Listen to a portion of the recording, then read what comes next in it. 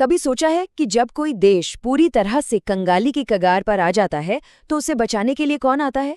आज हम बात कर रहे हैं दुनिया की अर्थव्यवस्था के उसी फाइनेंशियल फायर फाइटर की, यानी इंटरनेशनल मॉनेटरी फंड या आईएमएफ की। पर सवाल ये है कि क्या ये वाकई एक न्यूट्रल संस्था है या फिर इसके तार कहीं और से जुड़े हुए हैं? आईएमएफ को ना एक बहुत बड़े ग्लोबल इमरजेंसी फंड की तरह समझिए। जब भी कोई देश किसी आर्थिक मुसीबत में फंसता है तो वो मदद के लिए इसी फंड के पास जाता है। लेकिन इस इतने बड़े फंड में पैसा आता कहाँ से है? और क्या जो देश सबसे ज्यादा पैसा डालता है वही ये भी तय भी करता है कि मदद किसे और कैसे मिलेगी? तो चलिए इस पूरी गुत्थी को सुलझाते हैं। सबसे पहले हम समझेंगे कि आखिर ये आईएमएफ है क्या। फिर हम पैसे के निशान को फॉलो करेंगे कि इसके 3 मेन सोर्स कौन से हैं। इसके बाद हम इसकी सबसे ज़रूरी और विवादास्पद चीज़ कोटा सिस्टम को समझेंगे और देखेंगे कि कैसे ये पैसे को सीधे सीधे वोटिंग पावर में बदल देता है। और आखिर में हम भारत जैसे देश के लिए इसके क्या मायने हैं, इस पर भी एक नज़र डालेंगे। तो चलिए शुरू करते हैं। आईएमएफ क्या है? अगर इसे बिल्कुल आसान भाषा में समझें तो ये दुनिया की इकोनॉमी का एक तरह से फाइनेंशियल फायर डिपार्टमेंट है। जब भी कहीं आग लगती है, मतलब कोई करेंसी संकट आता है या कोई देश अपना कर्ज नहीं चुका पाता, तो आईएमएफ पानी मतलब कैश लेकर पहुंच जाता है ताकि वो आग पूरी दुनिया में न फैले। आईएमएफ एक क्लब जैसा है जिसमें 190 सदस्य देश हैं। इसका मेन काम है उन मेंबर्स की मदद करना जो मुश्किल में है। ये मुश्किल कैसी हो सकती है?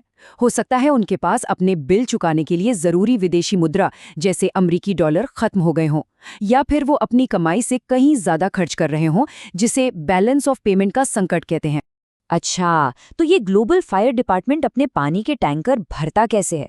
देखिए, ये कोई टैक्स तो लेता नहीं, न ही कोई सामान बेचता है। इसका सारा का सारा पैसा इसके अपने मेंबर से ही आता है। पर सवाल है कैसे? जैसा कि यहाँ देख सकते हैं, पैसे आने के 3 मुख्य रास्ते हैं। पहला और सबसे ज़रूरी है मेंबर कोटा। इसे आप हर देश की मेंबरशिप फीस समझ सकते हैं। दूसरा, बहुत बड़ी इमरजेंसी के लिए आईएमएफ दूसरे अमीर सदस्यों से उधार भी ले सकता है। और आखिर में एक आखिरी सेफ्टी नेट के तौर पर इनके पास सोने का एक बहुत बड़ा भंडार है। चलिए अब बात करते हैं आईएमएफ के इंजन रूम की, वो सिस्टम जो इस पूरी मशीन को चलाता है, कोटा सिस्टम। और जैसा कि हम देखेंगे, ये मामला सिर्फ पैसे का नहीं है।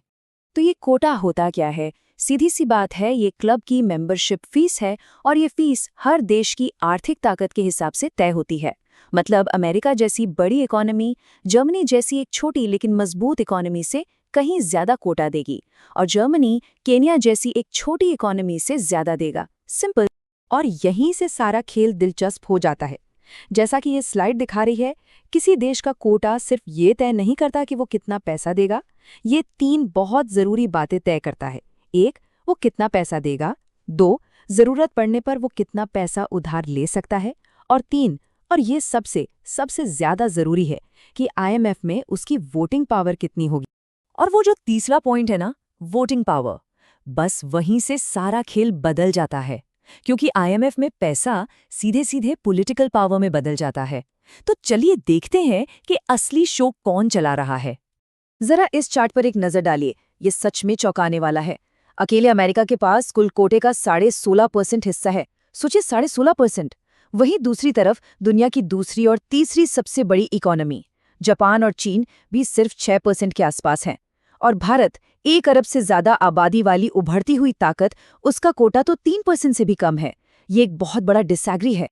और ये स्लाइड दिखाती है कि उस डिसइक्विलिब्रियम का असली मतलब क्या है। ज्यादा पैसा मतलब ज्यादा वोट। लेकिन असली बात तो ये है, अमेरिका के पास इतने ज्यादा वोट हैं कि उसके पास एक तरह की वीटो पावर है। मतलब वो अकेले ही आईएमएफ के किसी भी बड़े फैसले को रोक सकता है जिससे वो सहमत नहीं है। जबकि दूसरी तरफ दर्जनों छोटे छोटे विकासशील देशों की मिलीजुली आवाज भी आसानी से नजरअंदाज की जा सकती है। तो जाहिर है, इस पावर स्ट्रक्चर की वजह से आईएमएफ की ये आलोचना होती है कि जैसा ये कोट कहता है, ये अमीर देशों, खास तौर पर अमेरिका के हिसाब से चलता है। आलोचक कहते हैं कि जब आईएमएफ कर्ज देता है तो उसकी शर्तें अक्सर ऐसी होती हैं जिनसे अमीर देशों के लेनदारों को ही फायदा पहुंचता है। अच्छा, ये सब थ्योरी की बातें हो गईं।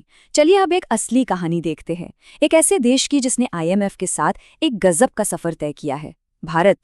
1991 में भारत एक बहुत बड़े आर्थिक संकट से गुजर रहा था। देश को बचाने के लिए उसे आईएमएफ से एक बड़ा कर्ज लेना पड़ा, जिसके साथ कई कड़ी शर्तें भी थीं। लेकिन आज, दशकों की शानदार ग्रोथ के बाद, भारत एक नेट कंट्रीब्यूटर बन चुका है। इसका मतलब है कि अब वो सिस्टम से जितना पैसा लेता है, उससे कहीं ज्यादा पैसा सिस्टम में डालता है। ये कर्जदार से कर्जदाता बनने तक का एक जबरदस्त बदलाव है। तो इसका निचोड़ क्या है? कुल मिलाकर बात यह है कि आईएमएफ की दुनिया में पैसा ही पावर है। किसी देश का फाइनेंशियल योगदान सीधे सीधे उसकी पॉलिटिकल ताकत तय करता है, जिससे कुछ गिने चुने देशों को पूरी दुनिया की अर्थव्यवस्था की दिशा तय करने का एक बेहिसाब अधिकार मिल जाता है। और ये हमें एक बहुत बुनियादी सवाल पर लाकर छोड़ देता है।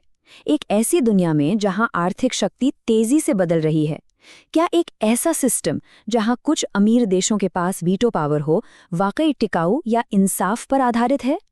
क्या ग्लोबल फाइनेंस में किसी देश की आवाज उसकी दौलत से तय होनी चाहिए? ये वो सवाल है जिसका जवाब आने वाले दशकों में पूरी दुनिया की अर्थव्यवस्था का भविष्य तय करेगा।